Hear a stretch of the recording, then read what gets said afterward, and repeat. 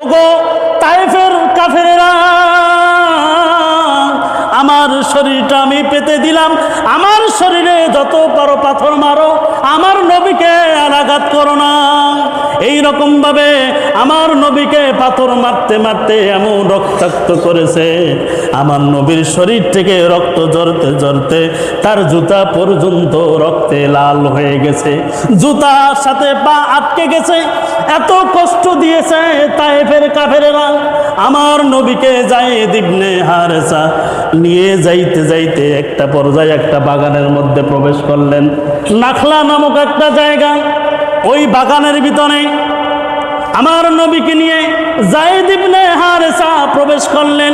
ওই বাগানটা ছিল কাফেরদের যে লিডার, মক্কার জমিনে যে সাহেবা, এই সাহেবার বাগানটা ছিল। ওই বাগানের মধ্যে আমার নবীকে নিয়ে প্রবেশ করাইলেন।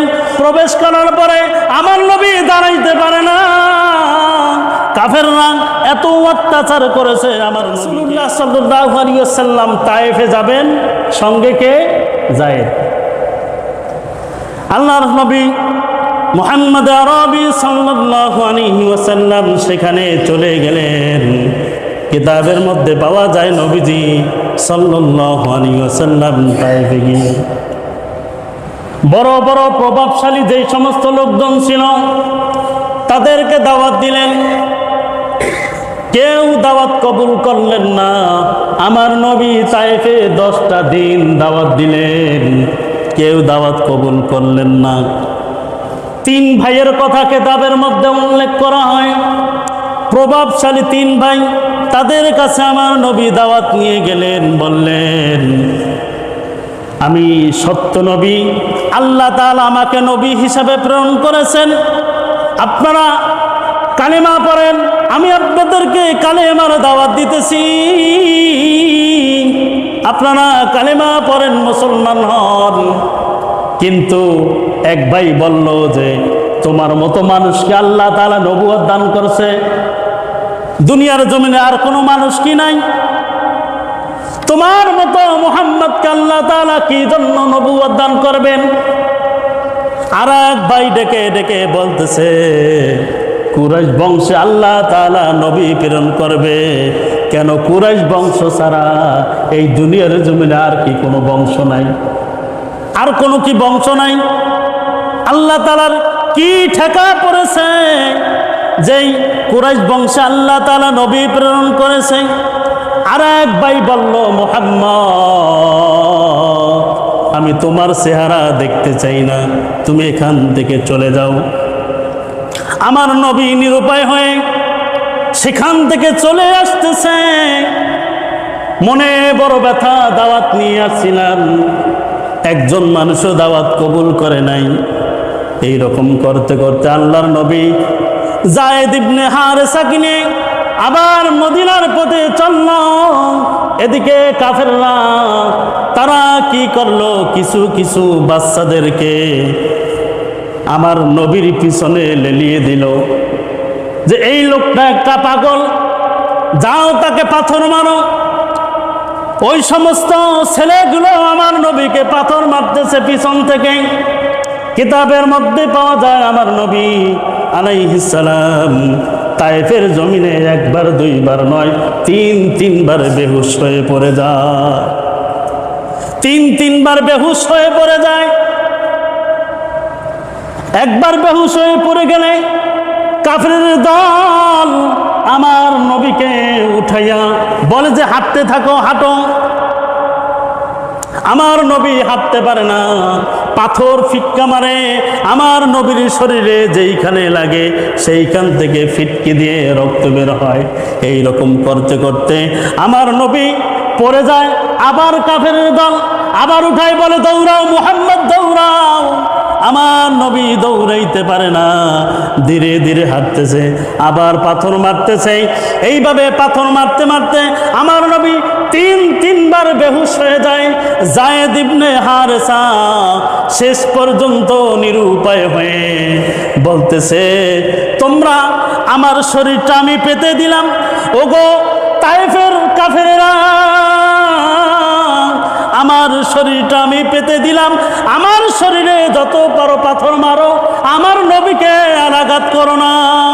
এইরকম ভাবে আমার নবীকে পাথর মারতে মারতে এমন রক্তাক্ত করেছে, আমার নবীর শরীর থেকে রক্ত ঝরতে ঝরতে তার জুতা পর্যন্ত রক্তে লাল হয়ে গেছে, জুতার সাথে পা আটকে গেছে।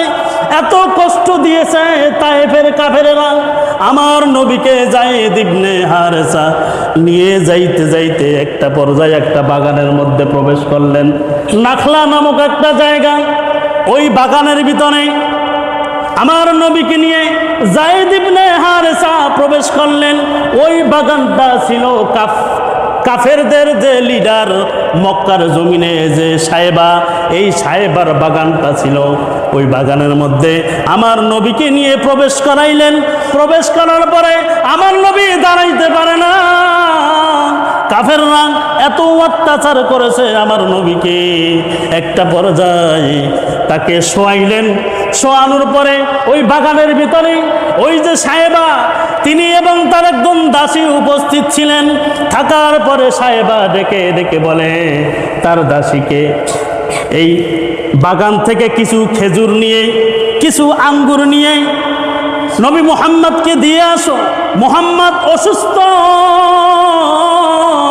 কাফেররা তাকে রক্তাক্ত করেছে, তাকে অনেক মেরেছে।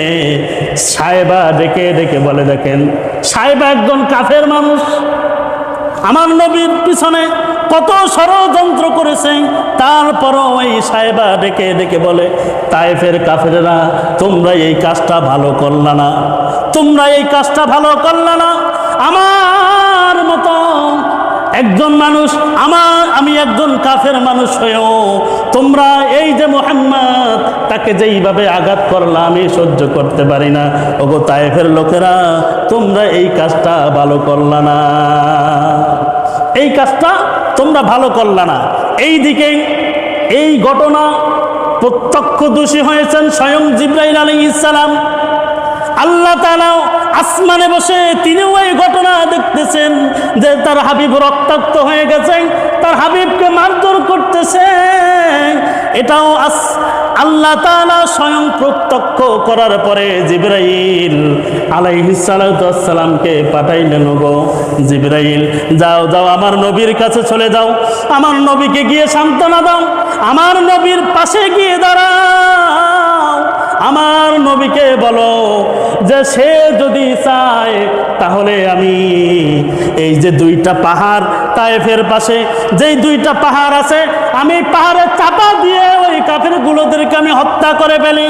এইরকম প্রস্তাব যখন আমার নবী মুহাম্মদুর রাসূলুল্লাহ সাল্লাল্লাহু আলাইহি ওয়াসাল্লামকে দেওয়া হইল, দেওয়ার পরে আমার নবী বললেন, এই যে তায়েফের লোকেরা তারা ইসলাম ধর্ম গ্রহণ করে নাই, তারা মুসলমান হয় নাই, তারা আমার দাওয়াত কবুল করে নাই, আমাকে রক্তাক্ত করেছে, মেরেছে, এজন্য আমার মনে কোনো কষ্ট নাই, আমি কোনো ব্যথা পাই নাই, আমার দিলে কোনো ব্যথা নাই।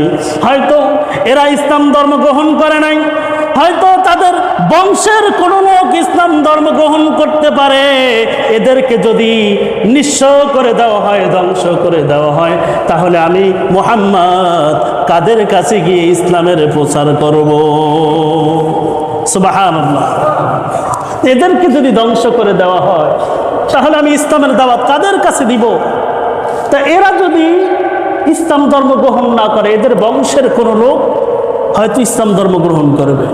দেখেন আমার নবী এত কিছু, এত আঘাত, এত কষ্ট যন্ত্রণা দিয়েছে, তারপরও তিনি বদদোয়া করেন নাই। আর আমাদের বর্তমান সমাজ ব্যবস্থা আর আমাদের বর্তমান অবস্থা এই রকম হয়েছে, মানে কোনো কিছু হইলেই মুখ থেকে আগেই বদদোয়া বের হয়ে যায়।